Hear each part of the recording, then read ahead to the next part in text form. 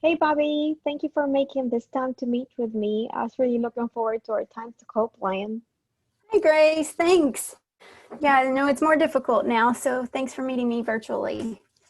Perfect. I want to be respectful of your time, so we'll keep this meeting to our agreed 60 minutes if it's all right with you. I'd like to Perfect. share a resource that I found called the 60-minute planning protocol. We don't have to do exactly what it says, but it just gives us an idea. It's actually from Dr. Friend of how we can effectively make our co-planning time productive. How does that sound? Oh, I like the idea of having something to follow, a guideline. So, yeah, please share. Okay, so I'm going to share my screen right now, and that way you could see what I'm talking about. And there would be a visual that goes with what I'm explaining. Can you see it fine right now? Okay, so pretty much it's just, it's also a 60-minute planning protocol, and it tells us here that there's time allotment for every topic that we want to discuss during our time together. So with our planning time, we kind of pre-agreed that you will go over the standards and the targets for the week, and that could be maybe the first 10 minutes, and then the next 40 minutes for us, it could be that we discuss the SDI that goes into each of those activities Mm-hmm. and standards, and then whatever possible um, materials that needs to be modified so that I can work on that after our time together. And that will look like it's the majority of the chunk that we have together. It's going to be more specific discussion on each activity with the SDI in place. And then your concerns about the behavior, we could also include there as we plan each of those activities. And towards the end of it, it could be the last 8 or 10 minutes of our hour that we wrap up. That way we can make sure that I am clear on the tasks that I need to do on my own after our meeting, and that I could create the materials appropriately with the SDI and SAS in place. How does that sound? Sounds perfect to me. Perfect. Thank you. Okay, so I'm going to start our timer. I know we have less than 60 minutes left now. I'm just going to set my timer to maybe 45 minutes. So after that, we'll have 10 more minutes to wrap Okay. up. Okay. Perfect. Thanks, Okay. Bobby. I really love planning with you.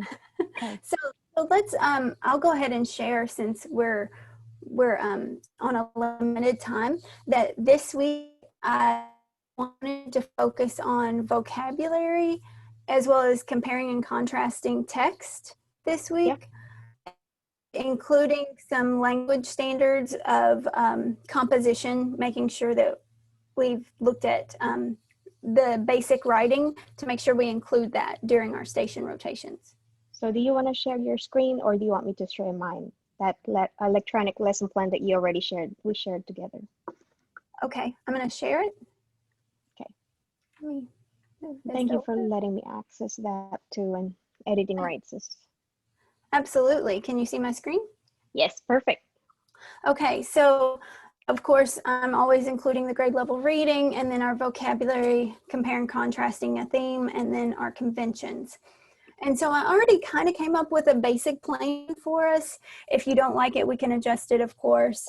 A warm up, then a lesson overview before we break into stations. And I thought we'd have 3 or 4 stations going. And then a closing, a coming back together to make sure that we're all on the same page.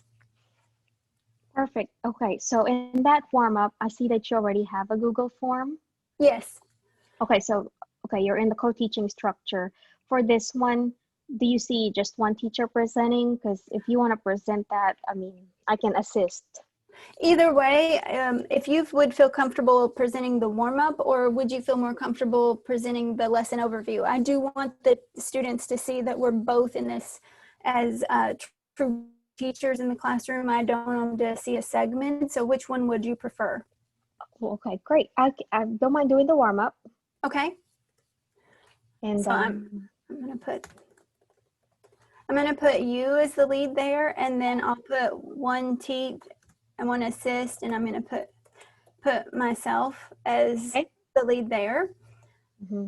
And then if it's okay with you to do the stations, that's what I thought, how we could better address what I wanted to cover for this week, especially during this hybrid model when it's difficult to get students all together at the same time. Great. We can plan those stations together. Okay, perfect. So for vocabulary, the vocabulary station, I wanted to include grade level vocabulary, prefix, suffix, and root, and possibly some review of previous grade levels, prefixes, suffixes, and root words. Is that okay for you? Oh, that sounds great. And I have a lot to learn from you with content, so go for it. Okay, so I'm putting that as vocabulary.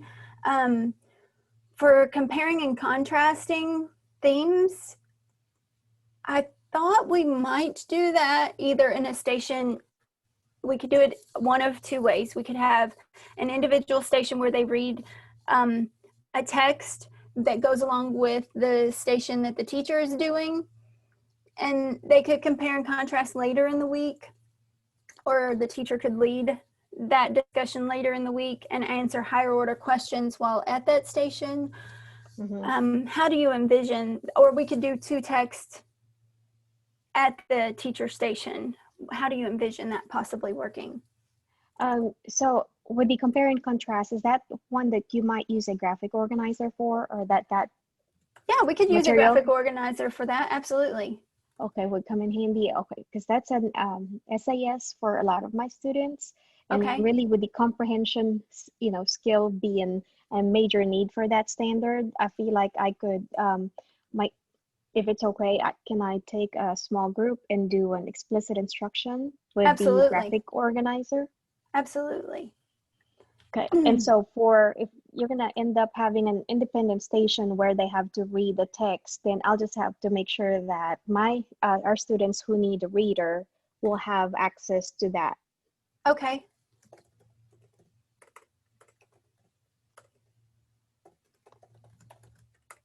I'm gonna capture it here so I don't forget, because I need to prepare that material for the Okay. reader in the independent station. Okay.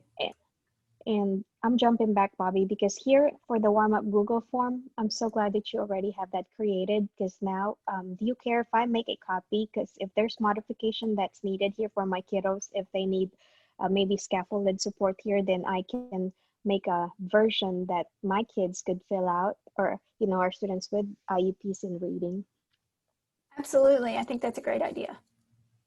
Okay, so I'm gonna capture that to here. Modified Google form, so I know how to do that later. Okay, so if I'm doing the graphic organizer for that, yeah, I will have to just, if you don't care to attach the actual text that we're reading. Okay, I can do Or that. if Later when we're finished, I can attach the text. Perfect, then I can go from there. And whatever, if you have a kind of like a worksheet or a graphic organizer already, then I could use that as a reference as I create the SAS graphic organizer for our students when they come to my station. Okay, there's a couple of organizers, the Venn diagram, which I know some students don't necessarily understand as well, but I've also seen almost a top hat diagram where you have the two independent text, and then you can, have the what's the same in the middle. Mm-hmm. So I'll share both of those and you can decide which one you would rather teach with. But then now I have this, I'm wondering about will it impact if some of our students are in a station first, that they do a graphic organizer before they get to the station where they do the independent reading? Because with our station teaching. No, let's make the independent reading station more of a, like IXL, or a text that we have for them to answer some questions independently on. That way it doesn't impact what we're doing in that station where we want them to answer those higher order questions. How's that? That way we can guide them this week, since it's an initial week on comparing and contrasting. I messed up the volume. The first part of what you said, I lost. I said, let's make that independent station more of a reading station where they just read and answer some questions, maybe have a review skill. Since this is the first time they're having compare and contrast, let's do that at the teacher station, even if it takes a couple of rotations instead of just one. I got you. Okay. And if I have any more clarification, I can text you or call you. Absolutely. Okay, so that takes our 10 minutes of recording right now, but the rest of our script will be documented on that Google Doc. So we thank you for watching this video. We hope it helped.